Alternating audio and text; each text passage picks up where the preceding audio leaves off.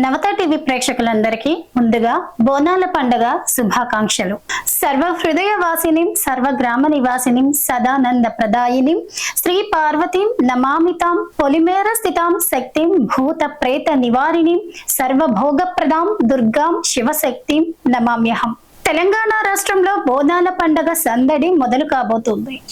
మహాకాళి అమ్మవారిని గ్రామ దేవత రూపంలో పూజించే పెద్ద పండుగ. తెలంగాణ ప్రభుత్వం బోనాల పండుగని రాష్ట్ర పండుగగా నిర్వహిస్తున్న విషయం తెలిసిందే. తెలంగాణలో ఆషాఢ మాసం వచ్చిందంటే చాలు బోనాల పండుగ సందడి మొదలవుతుంది.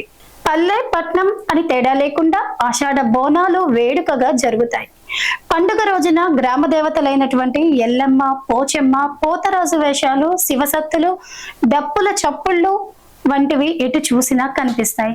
అసలు ఈ బోనాలు అనే మాట ఎత్తగానే మొదటి గుర్తొచ్చేది మాత్రం పురాతన చరిత్ర కలిగినటువంటి హైదరాబాద్ బోనాలే. ఈ పండుగ తెలంగాణ సంస్కృతికి ప్రతీకగా నిలుస్తుంది. ఈ బోనాల ఉత్సవాలని తెలంగాణ ప్రభుత్వం రాష్ట్ర పండుగగా గుర్తించి నిర్వహిస్తున్న విషయం తెలిసిందే. ఆషాఢ మాసం ప్రారంభం కాగానే ప్రతి ఆదివారం, గురువారం మొత్తం 9 రకాల పూజలను అమ్మవారు అందుకుంటారు. గురువారం చారిత్రక గోల్కొండ కోటలోని శ్రీ జగదాంబిక అమ్మవారికి మొదటి బోనం సమర్పించడంతో ఈ బోనాల పండుగ సంబరాలు ఆల్రెడీ మొదలైపోయాయి. ఇది మొదటి బోనం. అనంతరం జూన్ 29వ తేదీన రెండో బోనం, జూలై 3న మూడో బోనం, జూలై 6న 4వ బోనం, జూలై 10న 5వ బోనం, జూలై 13న 6వ బోనం, జూలై 17న 7వ బోనం, జూలై 20న 8వ బోనం, జూలై 24న 9వ బోనంతో ఈ బోనాల సంబురాలు ముగుస్తాయి. బోనం అంటే భోజనం అని అర్థమట. భోజనం అనే పదానికి వికృతి రూపమే ఈ బోనం లేదా బోనం. ఈ పండుగ సందర్భంగా కొత్త మట్టి కుండల్లో మహిళలు బోనం అంటే వరి అన్నాన్ని వండుతారు. అంటే తల్లిదండ్రులు కూతురు ఇంటికి వచ్చినప్పుడు ప్రేమగా భోజనం పెట్టినట్లు ఆషాఢ మాసం రాగానే పుట్టింటికి వచ్చే అమ్మవారికి భక్తులు ప్రేమతో సమర్పించే నైవేద్యం అని అర్థం. గ్రామ దేవతలను పూజించే సంప్రదాయం ఈ పండుగ సందర్భంగా కనిపిస్తుంది. సాధారణంగా మనం గమనిస్తే ప్రతి ఊరికి ఒక రక్షక దేవత ఉంటుంది. ఎల్లమ్మ, గంగమ్మ, పోలేరమ్మ, పోచమ్మ, అంకమ్మ, మైసమ్మ, దుర్గమ్మ, అంకాలమ్మ, నూకాలమ్మ, మావురాలమ్మ, సారమ్మ ఇలా ఆయా ప్రాంతాలను బట్టి వారి గ్రామ దేవతలకు జాతరలు చేయడం మనం గమనిస్తూ ఉంటాం. తెలంగాణలో బోనాల పండుగ కేవలం ఆషాఢ మాసంకే పరిమితం కాలేదు. పలు సందర్భాల్లో వేర్వేరు రకాల బోనాల నిర్వహణ ఇక్కడ మనకి కనిపిస్తుంది. కుండలో బోనం వండి దేవతలకు నైవేద్యం పెట్టే సంప్రదాయం ఉంది. పంటలు బాగా పండాలని, ఆరోగ్యాలు బాగుండాలని ప్రకృతికి తెలిపే ఒక రకమైన కృతజ్ఞతా భావం. ఈ బోనాలు పండుగలో మహిళలదే కీలక పాత్ర. ఈ పండుగలోని ఆచార సంప్రదాయాలు మహిళా కేంద్రంగా ఉంటాయి. వర్షాకాలం ప్రారంభంలో వచ్చే వ్యాధులను అరికట్టేలా కొన్ని ఆరోగ్య సూత్రాలు కూడా ఈ పండుగలో దాగి ఉన్నాయనేది జానపద చరిత్రకారుల అభిప్రాయం. పండుగ సందర్భంగా బోనాలను కుండలో వండుతారు. కుండ స్త్రీ గర్భానికి సంకేతం.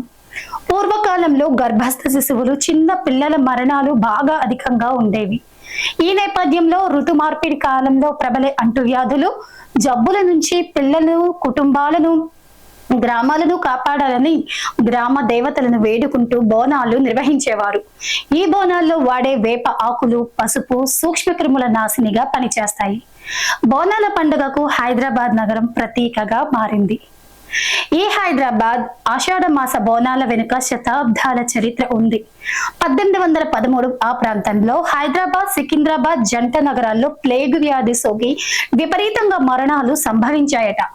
ఆ సమయంలో మధ్యప్రదేశ్ లోని ఉజ్జయినితో విధుల నిర్వహణకు వెళ్లిన హైదరాబాద్ సైనిక దళం ఉజ్జయినిలోని మహంకాళిని ప్రార్థించిందట.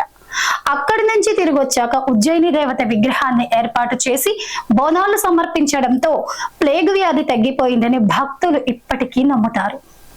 మహిళలు మట్టి లేదా ఇత్తడి పాత్రలో పాలు, బెల్లంతో బోనం వండుతారు.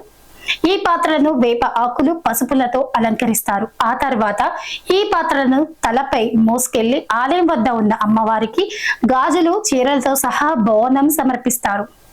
అసలు లష్కర్ బోనాలు అంటే ఏంటి? ఒకప్పుడు సికింద్రాబాద్ ప్రాంతం బ్రిటిష్ సైనిక స్థావరంగా ఉండేది. ఈ ప్రాంతాన్ని లష్కర్ అని పిలిచేవారు. దీంతో అక్కడ ఇప్పటికీ లక్షర బోనాలు అనే మాట వినిపిస్తూ ఉంటుంది. అయితే ఆషాఢ మాసం మొదటి ఆదివారం గోల్కొండ కోటలో బోనాల పండుగ ప్రారంభమై లాల్ దర్వాజా సింహవాహిని బోనాలతో ఈ బోనాల ఉత్సవం ముగుస్తుంది. చూసారు కదండి బోనాల స్పెషల్ స్టోరీ.